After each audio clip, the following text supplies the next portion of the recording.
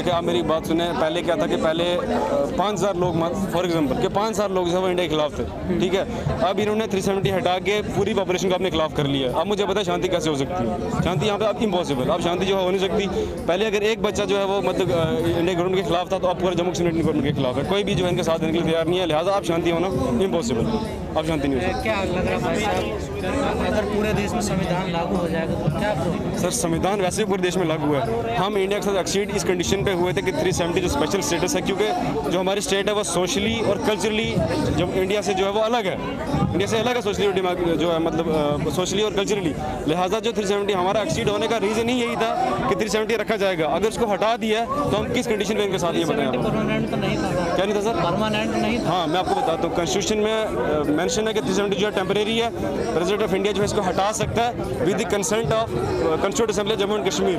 जो constituent assembly है 1957 में डिसॉल्व हो गई थी, ठीक है। अब मोदी गवर्नमेंट अमित शाह जी ने यहाँ पे ये कहा कि उसकी जगह हम लेजिस्लेटिव असेंबली को लेते हैं, ठीक है। ये भी मान लेते हैं कि ठीक है लेजिस्लेटिव असेंबली को भी आप लेते हैं, फिर भी वो हमारे इलेक्टेड मेंबर्स होते हैं, हमने उनको मतलब अपना वोट देके भेजा होता है, तो ठीक है मानते हैं। बट जम्मू कश्मीर में अभी जो लेजिस्लेटिव असेंबली वो अवेलेबल नहीं है। इन्होंने कहा कि हम उसकी जगह हम ये देखते हैं कि जो गवर्नर है उसने लोगों के बिल पे साइन किया। सर जो गवर्नर है वो हमने डिसाइड नहीं किया हुआ है, वो इलेक्टेड मेंबर नहीं है, वो हाँ तरीके अनकॉन्स्टिट्यूशनल तरीका सर, ये अनलॉफुल तरीका कैसे हो सकता है ये बताया मुझे। जो गवर्नर है वो स्टेट ने सेंटर ने यहाँ पे मुसल्लत किया हुआ है, हमको उसको हमने इलेक्ट नहीं किया, हमारी बिल वो डिसाइड नहीं कर सकते। उनसे साइन करवा के अगर वो कह रहे हैं कि मैं जम्मू कश्मीर कॉन्स्टिट्यूशन का हेड हूँ, तो सेंटर ने भेजा हुआ है ना, हमने डिसाइड किया क्या उसको, हमने वोट देकर उनको नहीं वहाँ पे अपने बिठाया हुआ है। लिहाजा वो हमारी बिल डिसाइड नहीं कर सकते। हमारे लोगों की आवाज़ बंद करके, हमारे राइट्स वहाँ पे बंद करके, कर्फ्यू लगा के, नेट इंटरनेट बंद करके, फ़ोन कॉल्स बंद करके आप डिसाइड करेंगे कि हमारे लिए सही क्या है?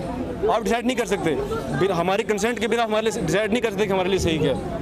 हम डिसाइड कर सकते हैं, आपके साथ मिलके हम एक टेबल पे बैठ के बात कर सकते थे। जो हमारी मेन स्ट्रीम पॉलिटिक्स है, एनसी गवर्नमेंट है, पीडीपी जो वहाँ पे मेन स्ट्रीम पार्टीज थी, इन्होंने उनसे डिसाइड क्यों नहीं किया? वो तो जो थे वो प्रो पाकिस्तानी थे, वो तो हमेशा इंडिया को सपोर्ट करते आ रहे हैं। वो इंडिया कॉन्स्टिट्यूशन के साथ यहाँ पे अगर वो लड़ रहे हैं, इसका मतलब इंडियन कॉन्स्टिट्यूशन में जो है वो बिलीव करते हैं, तभी वो वहाँ पे जाके इलेक्शन लड़ रहे हैं।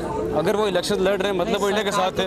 बात सुनो, सुविधा के लिए क्या गया है? सर क्या सुविधा, कौन सुविधा की बात करें? क्या सुविधा? घटनाएं हो रही है सर, आतंकवाद अभी भी आप देखें वो सब बढ़ेगा, विकास होगा। मेरी बात सुने, अगर डेवलपमेंट करना होता है इनको, डेवलपमेंट उसके बिना 70 साल डेवलपमेंट क्यों नहीं हो रही थी? 370 इसके लिए कोई खास रीजन नहीं बताया जा सकता है। डेवलपमेंट पहले भी की जा सकती थी, अभी आप देख लें, आप यहीं पे 25-20 साल में क्या डेवलपमेंट होगी?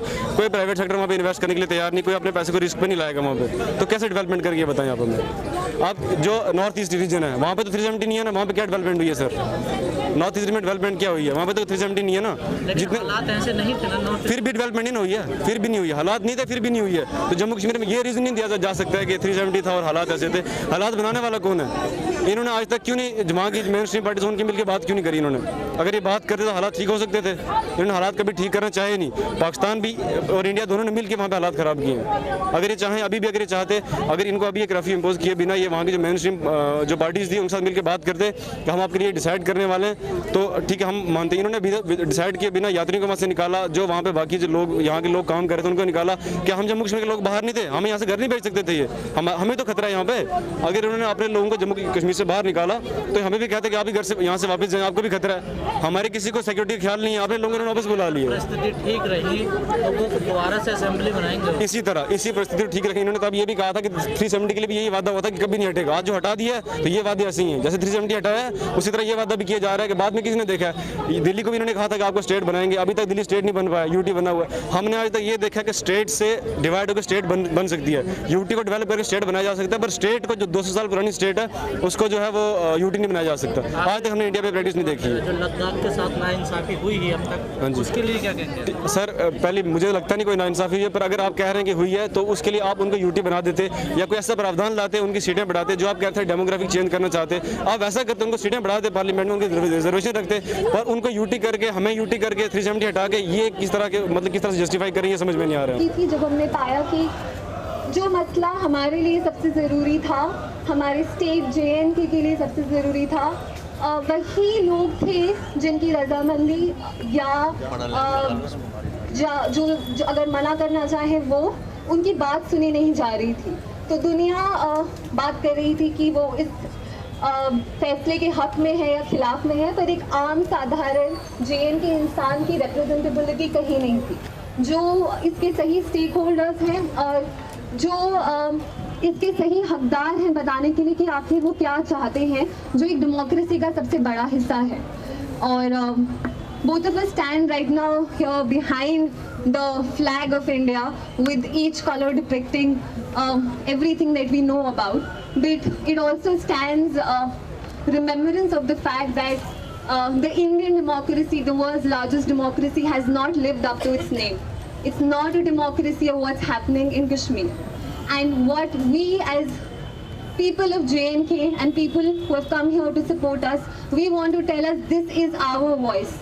This is what we want to say, and now is the time to listen to us. Because if you throttle us again, we probably might not be able to speak again. We're still not able to speak. We have been in siege for the last 5 days. So the purpose was for the people of J&K, of all parts of J&K, to unite and let them say what they want to say. Manish. Yeah, as Sharika said, I would like to thank each and every one of you who has turned up here. When we had started this, it was just the two of us and a few friends who had joined in. And now, seeing all of these numbers, it really brings a smile to my face. Manish. Because right now, over here, this is not just the issue for a Kashmiri, this is not just the issue for the state of J&K. This is the whole unconstitutional nature in which the order has been passed, and it's really shameful because what has happened